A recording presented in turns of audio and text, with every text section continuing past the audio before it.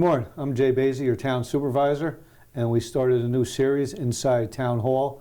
And the first one that'll be up will be Jennifer Mund, our assessor. She's going to discuss some of the in and outs of what goes on in the assessing department. Morning. Good morning, Jennifer. How are you? Good morning. Good. I'm good. How are you? Good. Could you discuss briefly your role as an assessor? Okay. Well, the role of the assessor is to maintain assessments at a uniform percentage of market value every year. This year the town was at 99% of market value. We are required to maintain inventory on all of the parcels. The inventory is a physical description of your property. So for most residents, they can understand things in terms of their square foot of living area, their number of bedrooms, their number of bathrooms. We make adjustments yearly for those properties where they have changes in their inventory.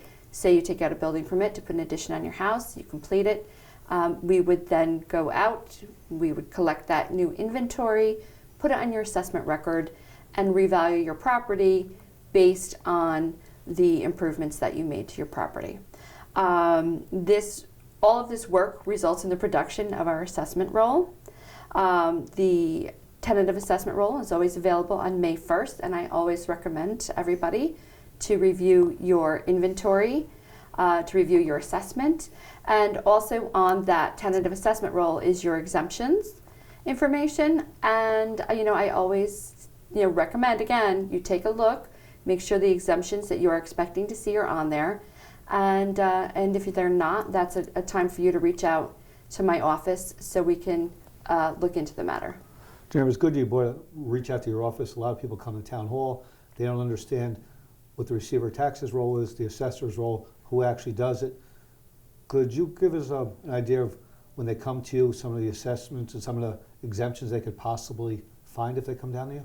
Sure. The first exemption is one that pretty much everybody's familiar with, the STAR exemption.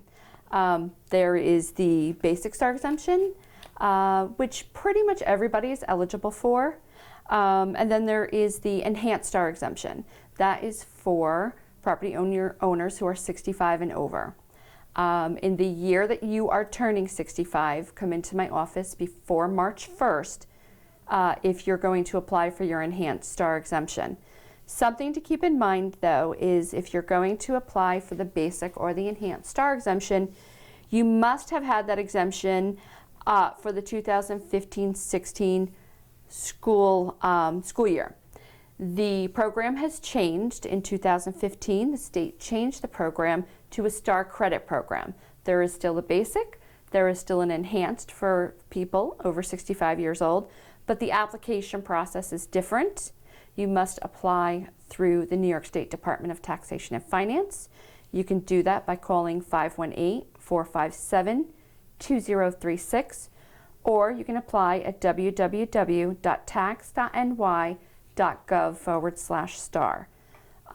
Keep in mind, for individuals 65 and older, when you apply for the enhanced STAR, there is income maximum, and if your income is over that maximum allowed, then you wouldn't qualify. But I always suggest that if you're going to apply through my office, having had the basic STAR in the 2015-16 school year, you can call us every year and we can tell you what that income limit will be. It does change yearly, so it's something that you would look into yearly. Once you apply for the enhanced STAR or the STAR credit program, you are in a program where the state will verify your income every year and report that back to me, your eligibility based on your income. I'm responsible for checking to make sure it's still your primary residence and that you're still eligible in other ways. Do all the exemptions have the same deadline, or is there different time frames for the exemptions? So for any exemption filed in my office must be filed by March 1st every year. So if you're going to initially apply for an exemption, it's March 1st. If you have applied and it's something that requires annual renewal, that is also required to be filed by March 1st. And what other exemptions are there out there besides the STAR, which is basically a state program? Right. So there's the STAR exemption, like you said, it's a state program. And then there is the senior citizen exemption. This is important to distinguish between the fact that there is another exemption. People often confuse the enhanced star and the senior citizen exemption. The senior citizen, again, exemption is for people 65 and older, but that's typically for seniors who have a lower income. If your income is somewhere around 37,000, 37,400 or less, your gross income, if you're anywhere in that range, I would suggest contacting my office, having a discussion with us, and filling out the application. It can't hurt to apply, and finding out if you're eligible for the exemption. And we have veterans exemptions also? We also have the veterans exemption. So there's the alternative veterans exemption, and that's available to veterans who served during a period of war and or have received an expeditionary medal. There's the Cold War veterans exemption, and that's available to veterans who served during the Cold War period. There's also an exemption for veterans who have a service-related disability. There is a form that you would fill out. You would bring your letter stating your percentage of disability to the office, and that is in addition to your other exemption.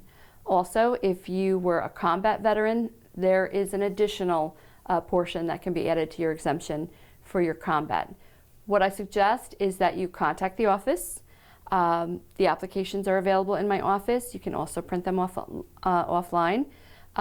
Typically, we need a copy of your DD-214 so we can go through and determine everything that you're eligible for. That's great. Are there any other exemptions out there besides that for the homeowner? There is an exemption for persons with disabilities and limited income. Very similar to the senior exemption, it's income-based. You would have to apply with our office, provide us with your documentation for your disability and your income, and we would determine your eligibility based on that. There is also an exemption for people who install solar panels on their homes. Again, you can reach out to our office and get the information, the application, and we'll be happy to help you with that. Jennifer, is all this information located on your website? There is a lot of this information is available on the website. You can also look up a lot of the exemption information on the State Department of Taxation and Finance website. That is the organization that oversees and has a lot of the assessing information on it. So those are two great resources, and we'll be working to update our website with even more information. That's great. I think you made great strides in the year and a half you've been here so far. Thank and you. The information you gave us today I think is phenomenal. And residents, if they have any questions, they can call your office, correct? Absolutely. Call my office anytime. I always have an open door policy. I really suggest you call me. We can resolve most issues right away, clear up any confusion. What I really suggest is, especially with the past year and all the uncertainty in the future, or the potential may exist at some point for another shutdown, to file your applications early. I will be sending renewal applications out in the first week of October. Please return them as soon as you can to avoid any conflict around the deadline and trying to get your exemptions in. Also, we will be here on Election Day for anybody who would like to bring their exemption if they happen to be voting. We're going to stay open on that day just to help people out. I would also suggest, if you are having difficulty getting into the office by the March 1st deadline, call my office. Try to call us a few days in advance. If you find March 1st is approaching and you can't get here, please reach out to us. Don't miss the exemption deadline, and we'll do whatever we can to help you out.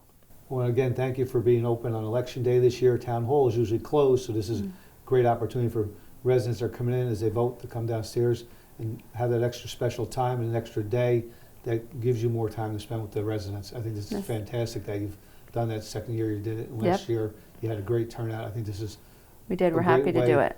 Great way of opening your office to the public and doing the best we can. Thank you again. Thank you.